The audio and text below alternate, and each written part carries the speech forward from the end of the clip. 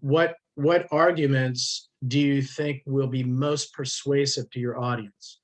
Not necessarily what would be most likely to persuade you, but what will motivate your audience to take action. So you sort of have to separate yourself out from the audience you're trying to reach. Okay. Then once you do that, you need to frame your argument. In the first paragraph, you'll cite the article you're responding to, you make your case, or it's almost like writing a thesis statement in a way. And when you make your case, you should consider and explain why the topic matters, why it matters today.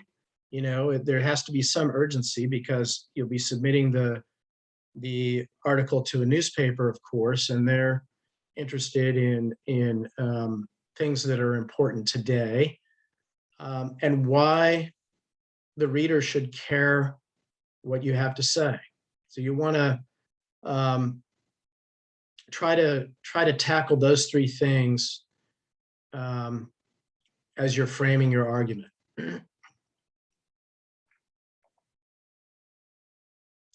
Okay, the call to action is perhaps the most important part of the whole letter.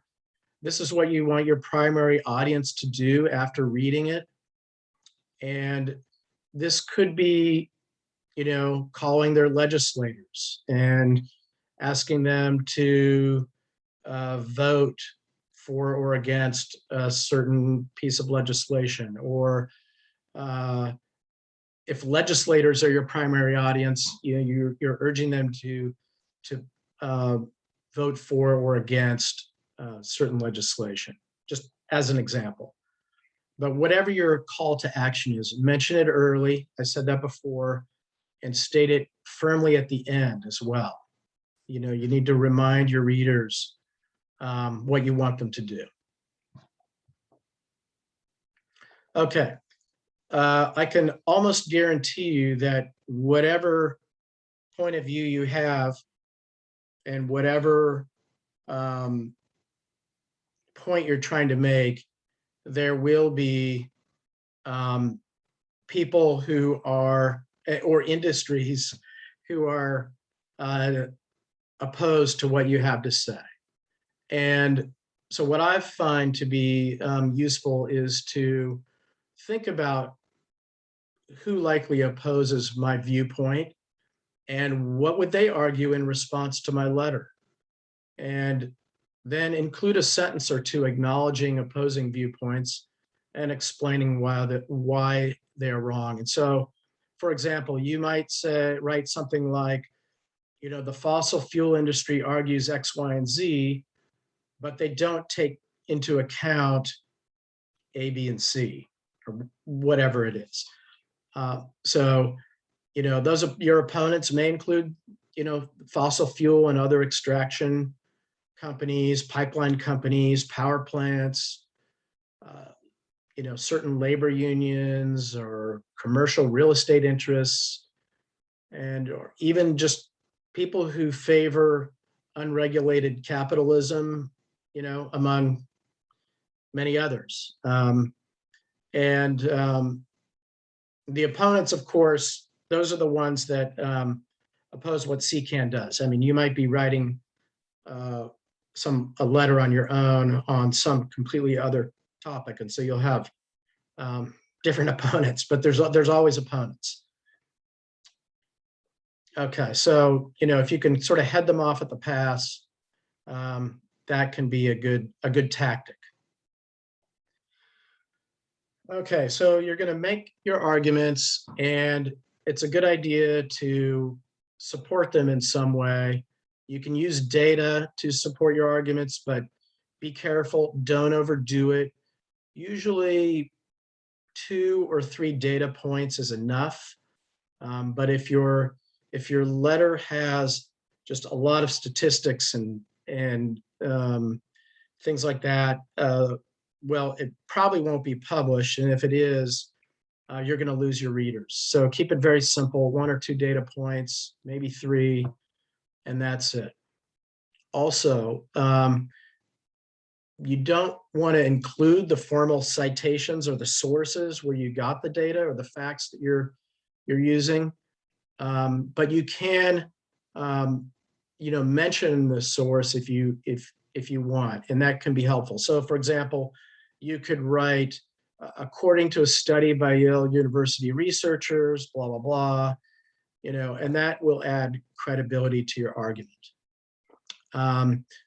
But even though you won't be providing a formal, like an academic citation in your letter, be prepared to provide one just in case the letter editor at the newspaper asks you for one. And so I had that happen to me once. I submitted a letter. The editor emailed me and said, "Hey, do you have a source for that fact, that data that you mentioned?" And fortunately, I had it at the ready, and I emailed it to her. And they're the editor's under tight deadlines, so you have to be quick in responding to requests like that. And if you have to spend time going back through your notes, or maybe you didn't even write down what website or what organization you got that information from, you're going to spend a lot of time, backtracking and trying to find that source. So keep it handy, because you just might need it, and that could make all the difference.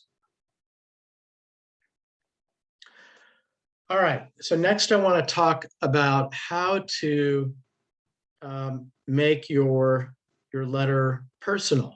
Storytelling is a really powerful way to get your point across, and readers really like authenticity. So, try to write from your heart as much as you can. If you can use even part of a sentence to convey something personal, your LTE will be stronger. So, in this example here, the pipeline threatens fish habitat on the eastern shore, where my grandfather took me fishing and where I now fish with my own grandchildren. So, that's not really a full-blown story, but it paints a picture. It's, something that a lot of readers in Maryland can identify with, and it kind of has an emotional pull to it. So something along those lines can be very helpful, and it doesn't have to take up a lot of space, because these letters have to be pretty short, and I'll talk about that a little later. If you can spare the space, a whole paragraph telling a story, I mean, that's great. If you want to tell a longer story to support your point, or to actually make your point, I would encourage you to do so if space allows. All right, now I want to talk about the language that you use. Keep in mind that your LTE is really a sales document. You're selling your ideas. And, so you want to be careful not to overemphasize the ill effects of the warming planet, or the specific negative impacts of fracking, pipelines, fossil fuels, and so on. I mean, there's a lot of those, and it's easy, to include a lot of them in your letter, and you may need to mention them a little, but they should not be the focus of your letter.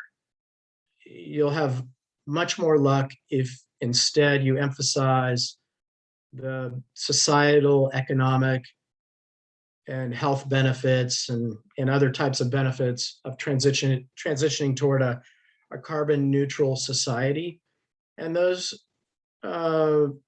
positive things include good high paying jobs, improved health, more stable energy supplies, and even just, peace of mind that we're doing something good for the planet and for future generations. So really focus on those positive things, and don't talk about the negatives so much. And if you think about any time you've had to interact with a salesperson, maybe it's buying a car or an appliance or what have you, the salesperson only talks about the great things about that product, but doesn't mention um, you know the carbon footprint associated with it, or uh, the labor practices that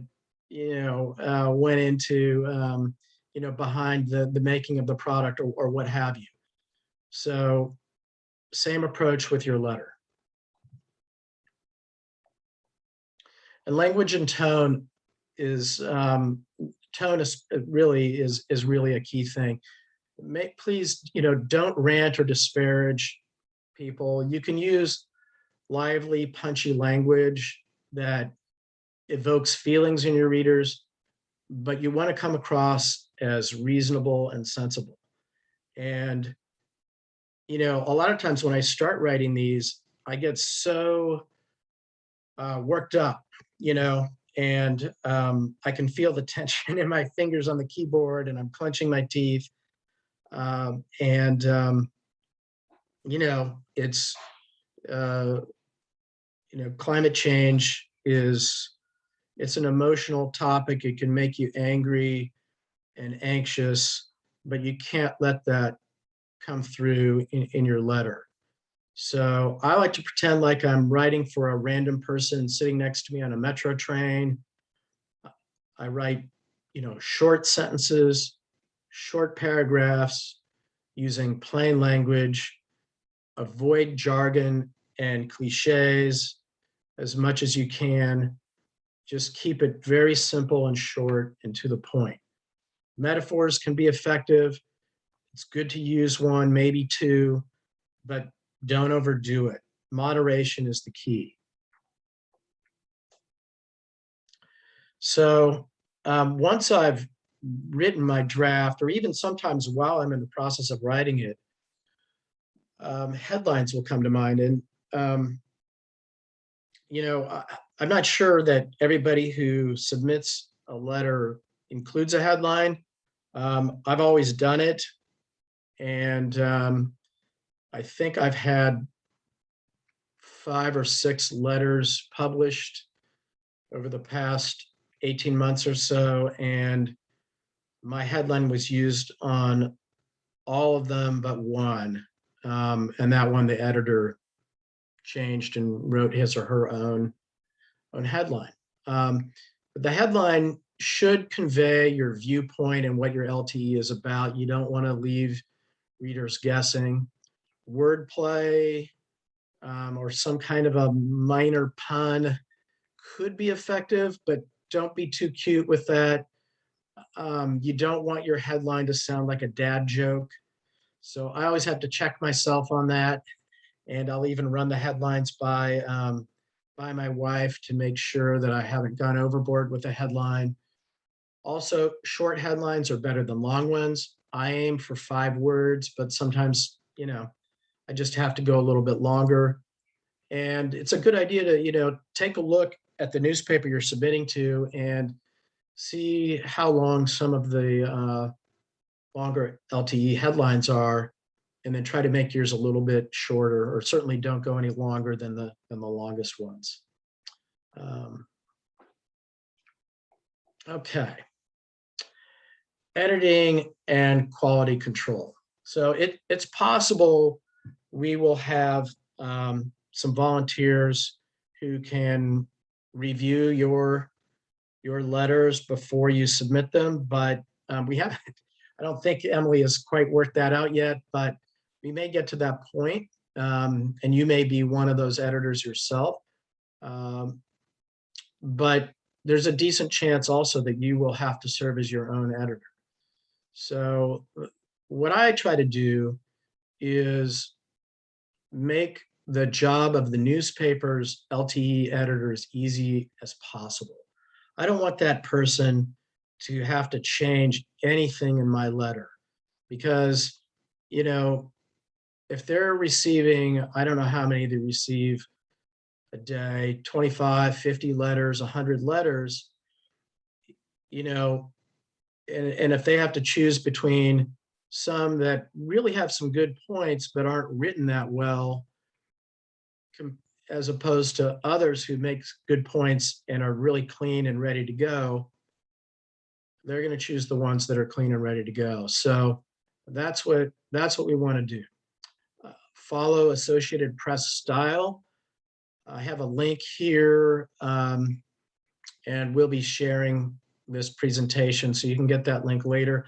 I think CCAN may have a subscription to the AP style guide, and but I don't know for sure. I just got my own subscription. I think it's like $10 or $15 a year, and I use it every time I write a letter.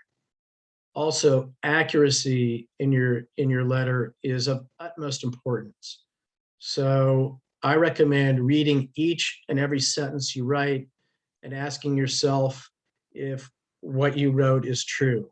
Well, especially any place where you're making some sort of a claim or statement of fact. Go back and check your sources. Make sure that you haven't stated it ambiguously, or that it's in such a way that something could be misconstrued. Very important. For lengthy sentences, really try to avoid those. Short, simple sentences, I've said that previously. Even if you're already within the word limit for the newspaper, keep those sentences nice and short. And sometimes I'll do a separate read through of my letter, just looking for sentences that are too long, and just with an aim towards shortening them. Also, of course, you want to check spelling, punctuation, and grammar. Don't simply rely on your computer's spell checker, because you could still have you could have the wrong word spelled correctly in there. So definitely check that yourself. And you can also have a friend or colleague read your letter. Like I said, we may have an editor, volunteer editor assigned to yours, but if not, if you can have somebody else read it for you, a spouse, roommate, whoever it is, just to provide some feedback and maybe catch some errors that you didn't spot, because it's nearly impossible for even professional writers to do a good editing job of their own work. It's very difficult. So anytime you can get somebody else to read through it, you'll be in much better shape. All right, I have a few more tips. Again, I guess I've said this quite a bit already. Shorter is better. Read other LTEs in the newspaper you're submitting to, and take a look at the length of those letters that they publish. Most newspapers have a limit of 250 to 350 words, in that range. I believe the Baltimore Sun does not post a limit. At least I didn't see one last time. But you could look at the letters that they publish, and they're right around 300, 350 words. So, you wouldn't want to submit a 500 or 600 word letter to them, because it's going to be too much work for them to edit it down for length. Also, research the topic you're writing about. Even if you think you're well informed, there may be some new information available. And also, a lot of times CCAN will provide some information sources or a fact sheet or maybe even some talking points that you can draw from. So they'll do a certain amount of the research for you, which is kind of nice.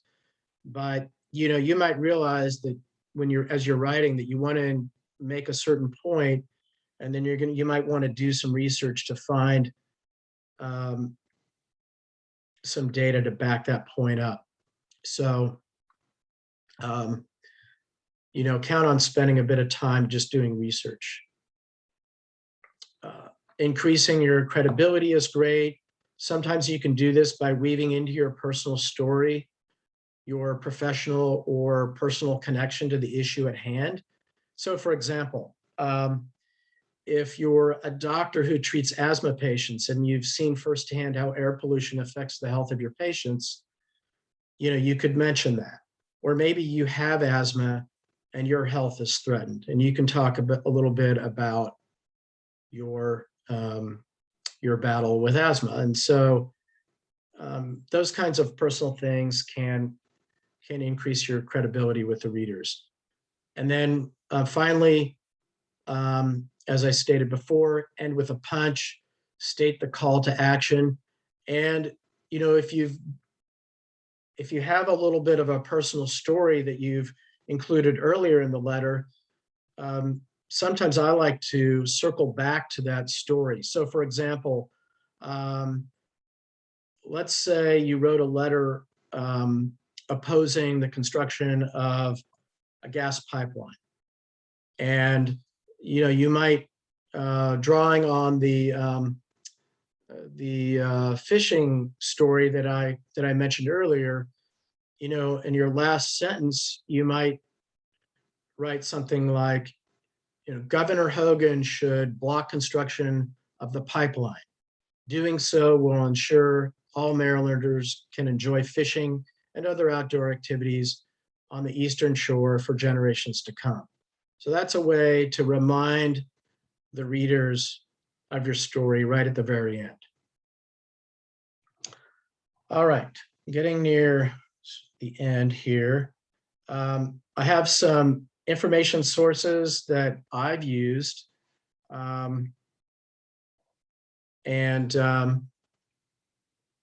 These are ones that I've just found, on my own, digging around, that you might find helpful, and I just thought I'd share them with you. Climate Costs in 2040 is great. They have, if you're wondering, what's the cost of coastal flooding along the eastern seaboard due to sea level rise, you could probably find it in that Climate Costs in 2040. The Yale Program on Climate Change Communication, in partnership with the George Mason University Center for Climate Change Communication, they have a wealth of information. They also do climate opinion surveys, and they build out these maps. It's at the county level, so you can see what people think their elected officials should be doing about the climate in Kent County or in any other county in the country. And so that's been pretty handy for me. There's also Anthropocene magazine, which has some interesting stories. And then USA Facts, which has some climate and environment facts and data in easy to understand formats. It's good for lay people. I'm not a big data nerd, and I have a hard time understanding data sometimes, but the USA Facts information is very easy for me to understand. So sometimes I'll take a look at that. It's a little bit limited, and they cover a wide range of topics, not just climate, but it can be helpful. Okay, I'm going to turn it over back to Emily now, and she'll tell you how you can get involved as a writer with CCAN.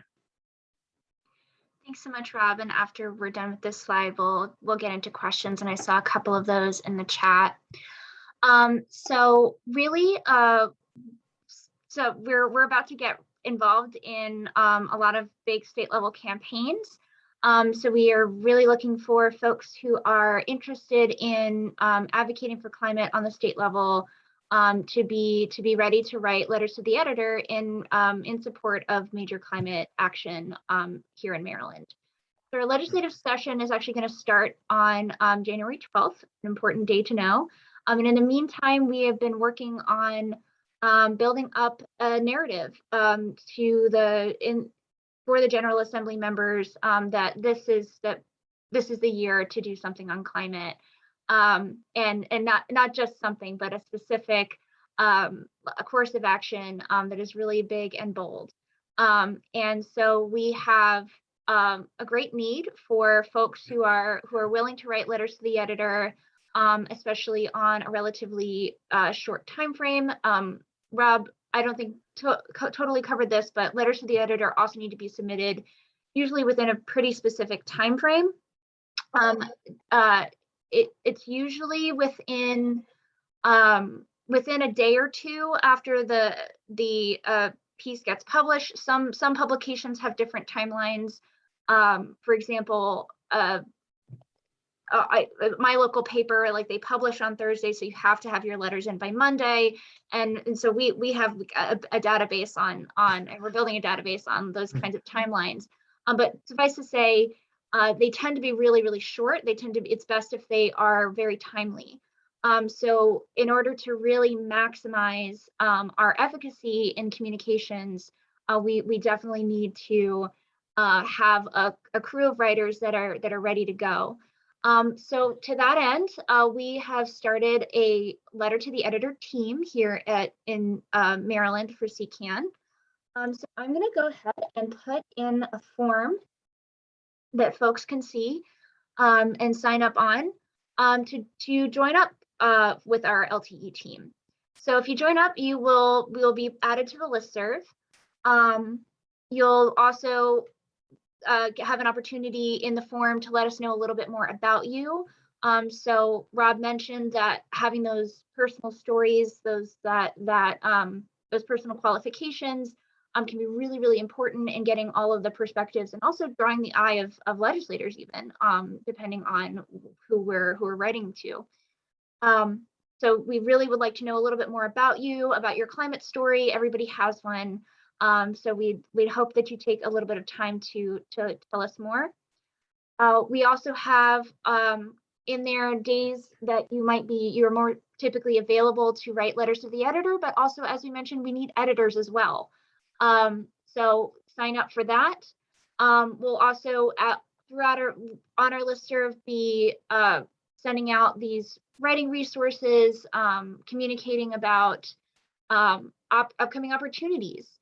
So for example, throughout the legislative session, we tend to have press conferences and big events. And we work hard to get earned media from those types of actions. And so the best way to keep that going, keep that in the news cycle, is to have LTE response. So we will be communicating about those kinds of opportunities on our new Google group for our LTE writers. So I hope you will consider signing up in whatever capacity works for you. And you can really help us get our message really out there. And I just want to also add that we have used this tactic to great effect in past campaigns.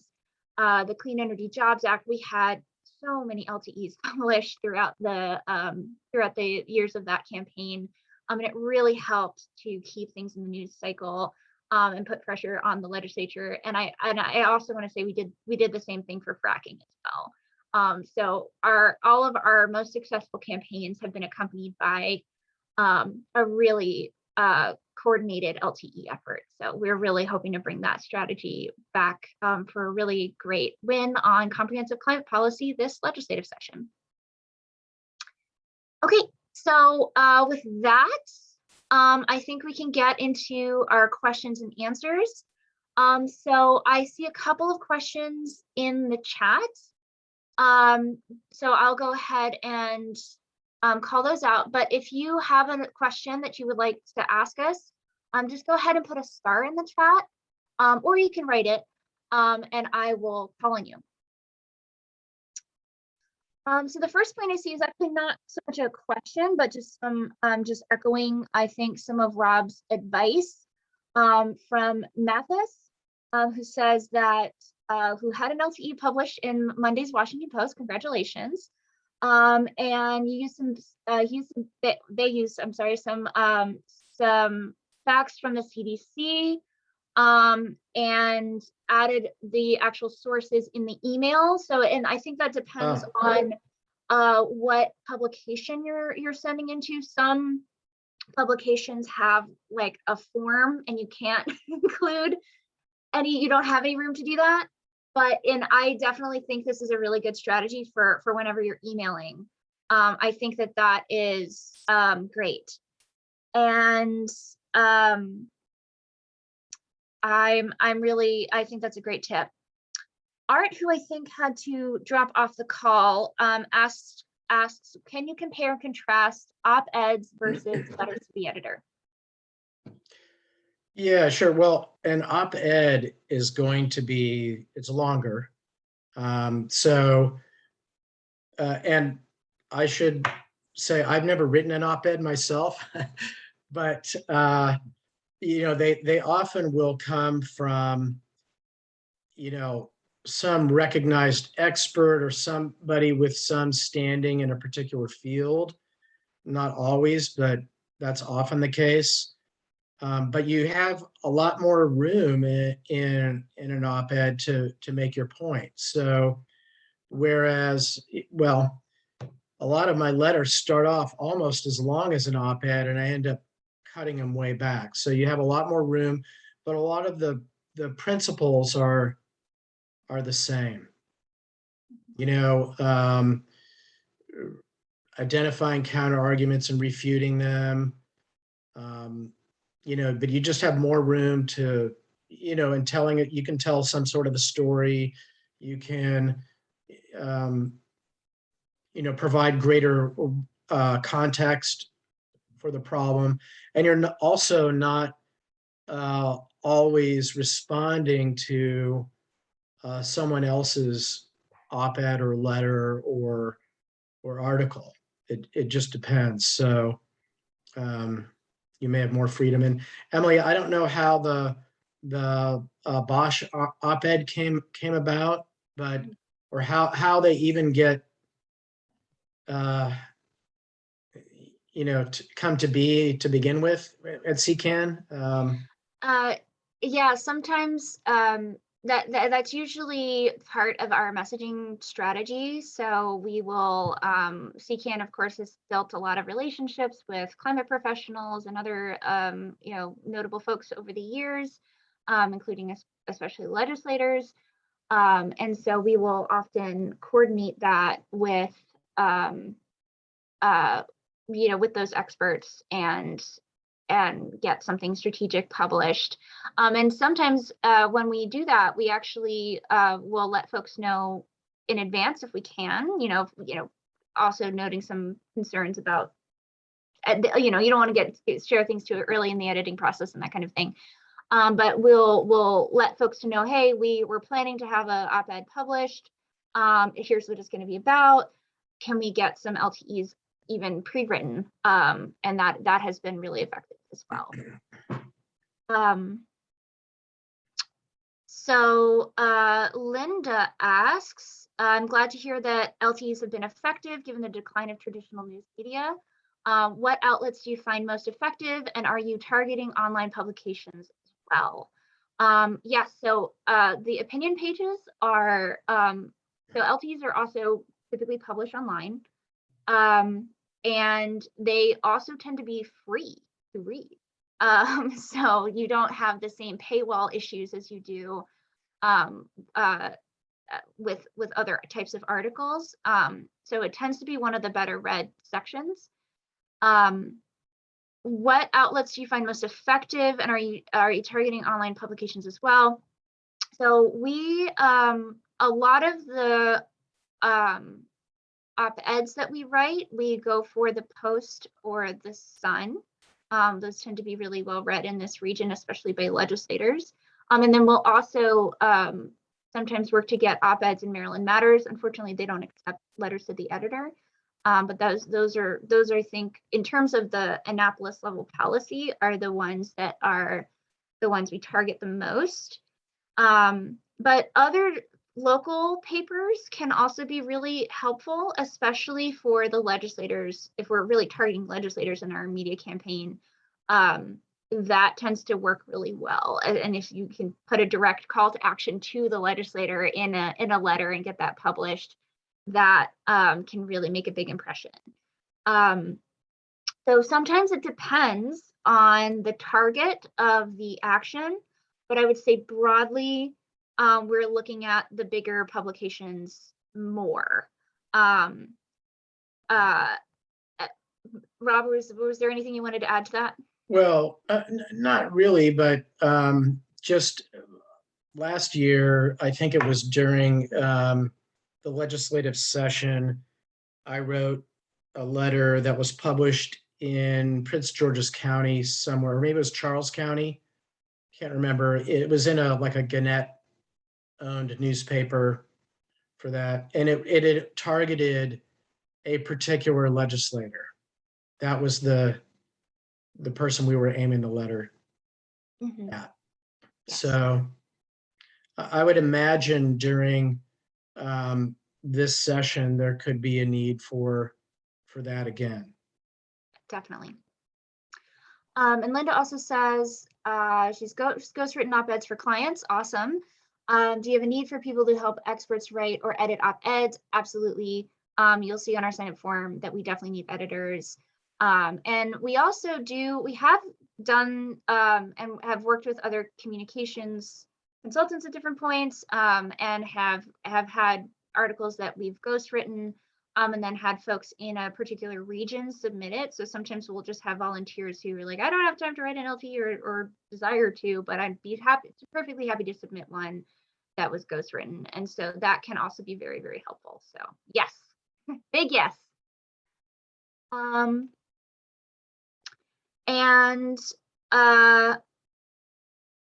I have another question here about the process of identifying an article. Yeah, actually, we have our state director, Victoria, on the call.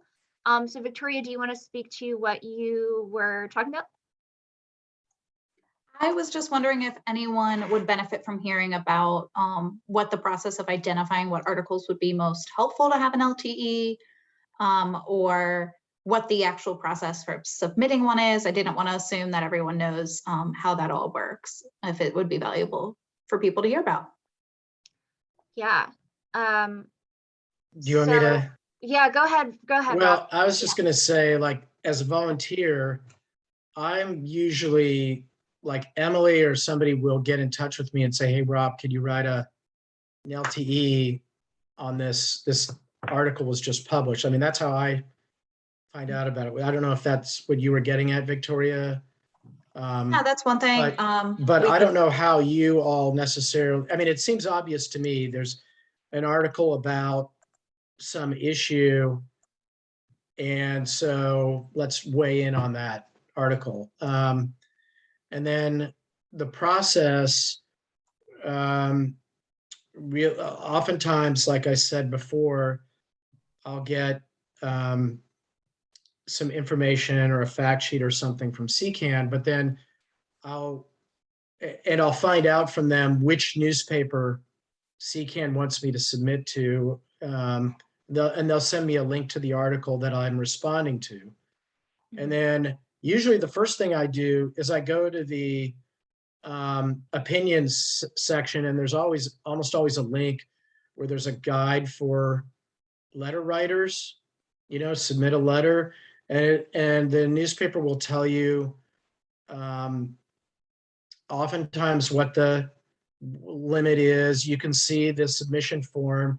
They're almost, as Emily said, they're almost always online forms where you'll type in your name, your email address, and then you'll copy and paste in the body of your letter and hit submit. I mean, it's very easy. The submission part is the easiest part. The hardest part is the writing, you know? I mean, even if you love writing like I do, it still can be really difficult. So, and you are kind of on a deadline. As Emily said, you got a day or two or so from the date that the article you're responding to was published. So you don't have that much time. Mhm. Absolutely. Yeah, and we are, Rob and I keep a spreadsheet of how to submit to different publications across Maryland. We're also working on adding to that the submission timelines. For some papers, like the Baltimore Sun accepts them at any time. I think the same goes for the Post because they publish, content all the time.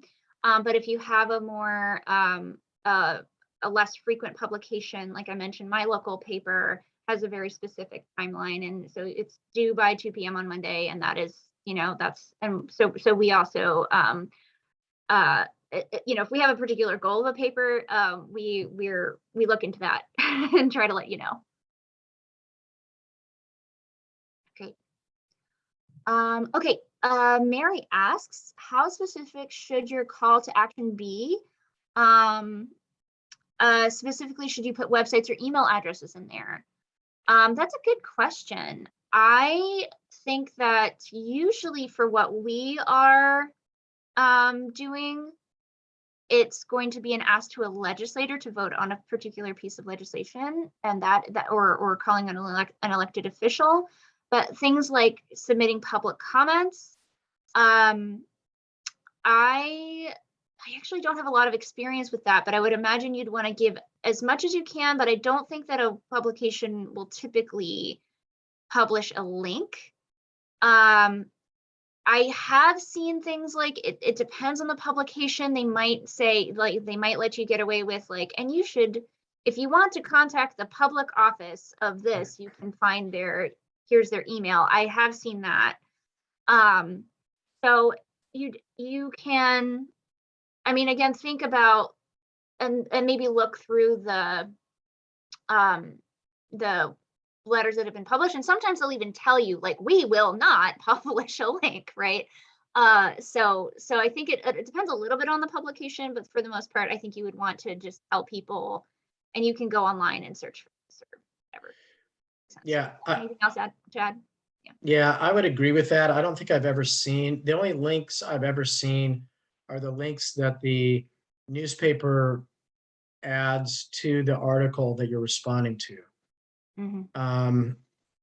And that's it. I definitely wouldn't put someone's personal email in there, or anything like that. But yeah, so far I have not had the need to be that specific. Mm-hmm. Yeah. So.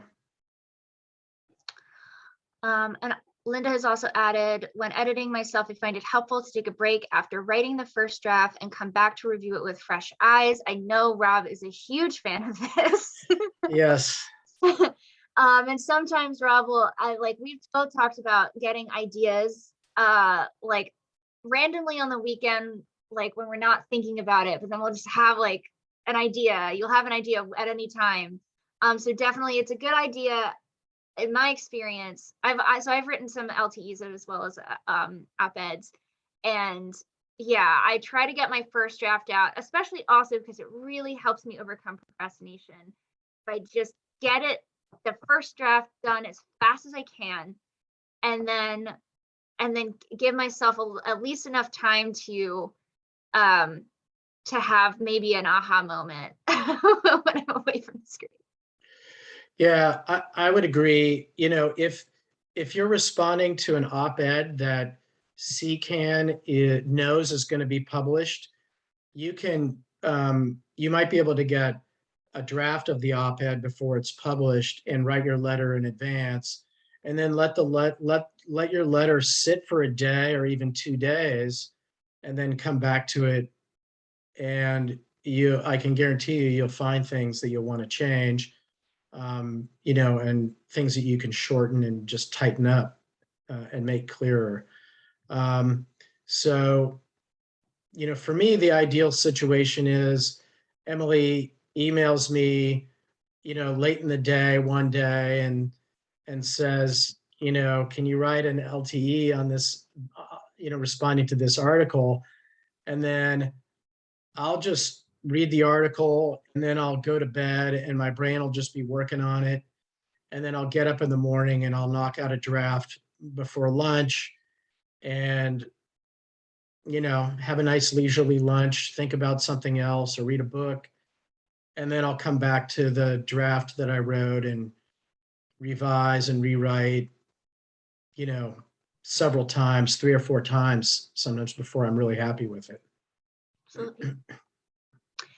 Okay. Well, we don't seem to have any more questions in the chat. We're also getting close to the end of the hour. So I'm just going to go ahead and plug our form again. Please consider signing up in just whatever capacity you can. Even if you're not sure right now what your availability might be, even just getting on the Google group that we're going to create to be on the LTE team, and just so you know, you will be some of the first to know when we have an article that needs a response. So I hope that everybody on this call will at the very least join our new listserv to get that information. All right, so with that, that about